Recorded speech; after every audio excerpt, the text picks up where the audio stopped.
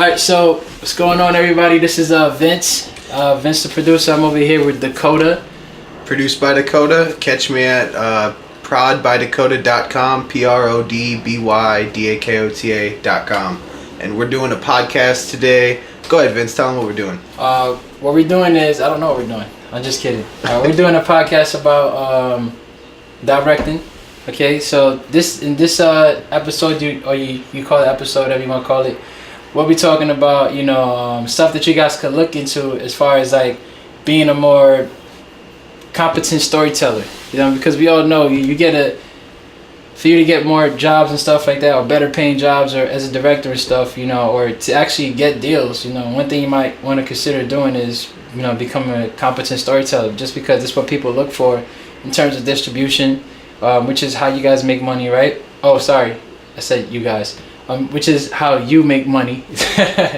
So just keep in mind that just everything we're about to say just adds on to your working knowledge. You may already know this stuff, or some people, if it's the first time you expose this information, it's something that's going to help you out a ton, and you probably won't forget about this while shooting. Okay.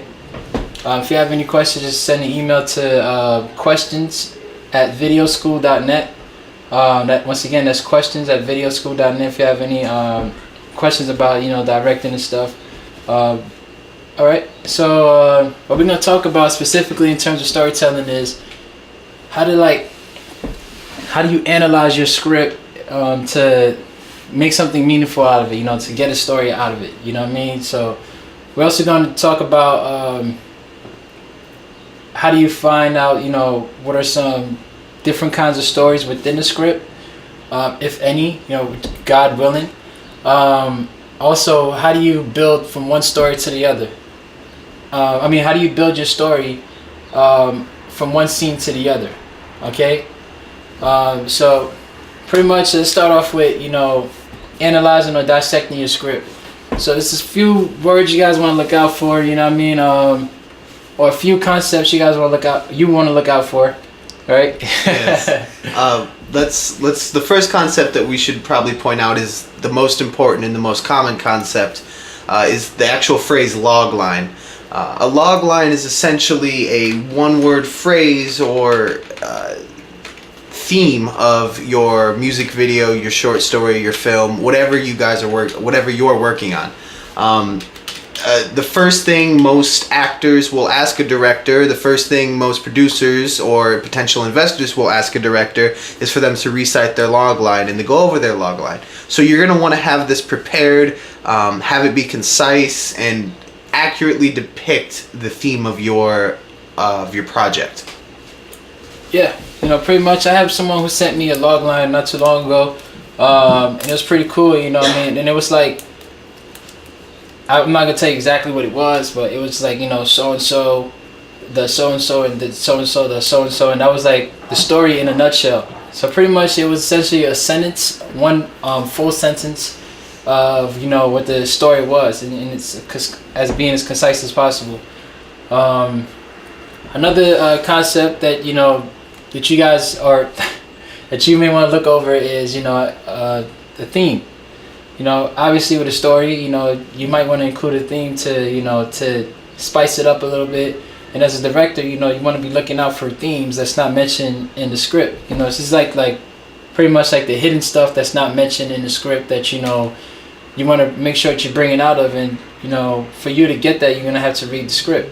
So as you read the script, you're gonna figure out what the theme might be, or what the theme is you wanted to portray in the script, and it's your job to pretty much give that creative vision and get that across. At the same time, keeping to the script. Another thing that we can't stress enough is the importance of being concise and truly understanding the material your project is based on. You want to be able to answer any questions your collaborators and third-party members might have about the project. So who the protagonist is, who the antagonist is. Are you going to be incorporating any foreshadowing? How does all of this relate to your main theme? what's going to be the climax of the story. And for those of you guys who are unfamiliar with these terms, we'll go over them briefly for you. So the climax of the story pretty much is the peak. That's where it's pretty much where the story is almost coming to an end. It's all these stuff is building up. You have all these events taking place. It is building up, and it's get to the point where everything is about to go down or whatnot. You know what I'm saying? Another one we have is the denouement. Pretty much is like after the climax has reached its peak. The denouement comes in play when it's pretty much the story is almost the situation is being resolved. So it's what they call falling action. So pretty much think of it like the ending.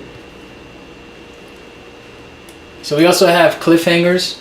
For cliffhangers, pretty much this is one thing you want to look at in the script. You want to make sure that in the acts and stuff that each act ends with the cliffhanger.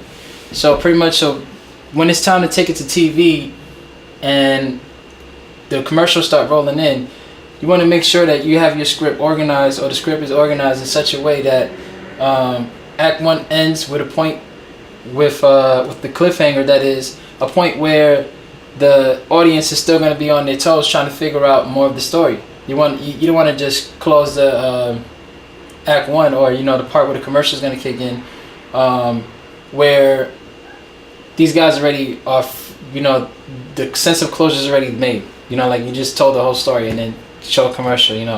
So pretty much, if you want to enhance your story and stuff and make it something more commercially used, if you're shooting for TV, episodes and stuff, you might include like 4 or 5 cliffhangers in there, 5 or 6 cliffhangers in there, because you might have 5 or 6 points where by standard where you're gonna have commercial breaks, whereas in a movie you might have 3 acts, so 3 commercial breaks through the movie. So you want to make sure that in the script that you have these cliffhangers, and pretty much making sure that these are incorporated in that. Another thing you want to look at when you going over the script is areas of foreshadow.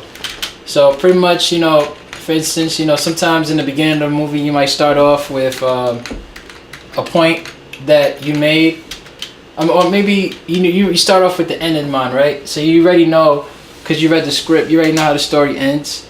And so therefore what you can do is you could take the point. This is a common technique that some storytellers do. They'll take a point, they'll take the ending, right? The point where the character or the hero of the story pretty much ends their journey. They already know how that ends, and they give hints of it in the beginning. So let's say in the beginning of the movie, the end of the movie, so and so dies at the hospital. Maybe at the beginning of the movie it starts at the hospital. So it's like the character goes on his journey from the hospital and so forth, and ends back at the end of the movie with the hospital again. And by you reading your script and by you doing that, it helps you be more prepared and be able to foreshadow these stuff. Like maybe throughout the movie you could also give hints of the hospital as well. Like almost like flashbacks kind of. You know what I'm saying? And you're bringing these points back into the script.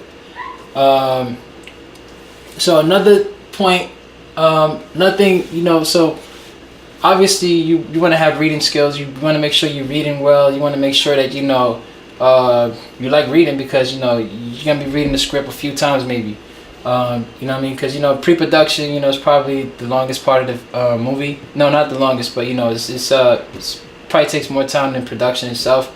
It might take like a month, sometimes more, to write the script with somebody else, and then go out there and shoot it, and then after that spend the rest of the time in post and promotion and marketing. Yeah, pre-production is definitely the most intimate time of the whole experience with your project. Pre-production definitely encapsulates when you lay out the main sub-stories, story A, story B, and story C, that continues on either through your series or through your short film or whatever your project may be. It's very important to use cliffhangers and foreshadowing in conjunction with your sub story. So if the main character in story A is going to be going on this adventure, but you need to you don't want to just lay it all out there so the viewer can get bored so easily. Story B and story C should kind of give the person being entertained by your project a break and time to digest each individual part of your project. That it's very important to utilize subplots and subtext to just add a level of authenticity to the story and to the script and to the project. You don't want to be too obvious, and we can't stress that enough. If your story can be summed up within 5 minutes of someone watching the introduction scene to your film or your project, then it's probably a weak script. You should reevaluate the direction you're heading and how you're going to build into a climax, and essentially have it entertain yourself. You're the best gauge to your own art and your own work. So if you're not entertained and you wouldn't want to read this short story or see this short film or movie, what makes you think somebody else would want to? So yeah, definitely avoid being obvious, because it's boring. Yeah, pretty much. If you're just getting everything out, it's just why am I watching this? I already know what's going on. It's like watching a rerun. We're not entertained at that point as the audience. So definitely one thing about the subplot and the subtext is, you want to have.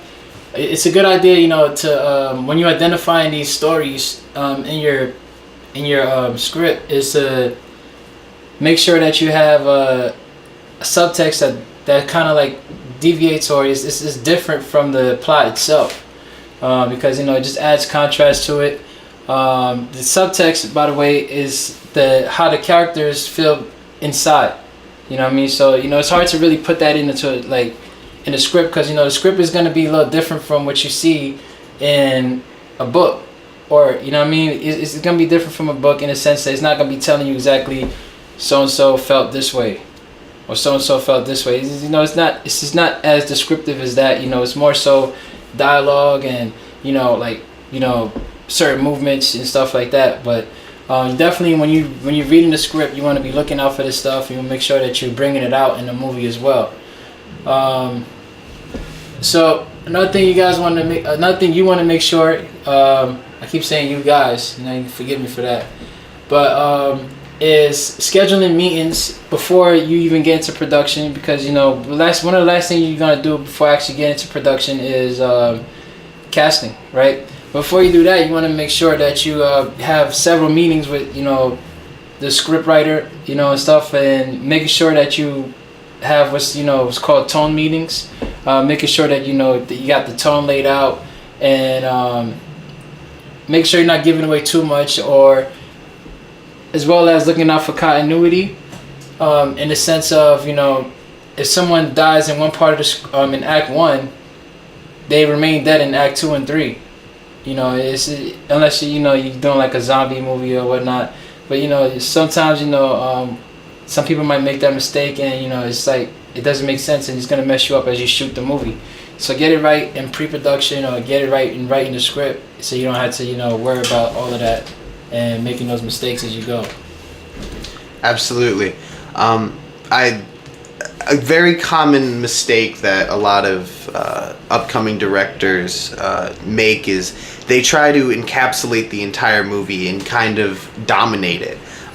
You should see it as a partnership. You're working with the writers. You're working with the actors. Don't try to make it a one-man show. You should allow for synergy and allow for collaboration and extend the olive branch to the other members of your crew, because generally the feeling you have when creating the project will always shine through the final project, and you don't want to lose any of that.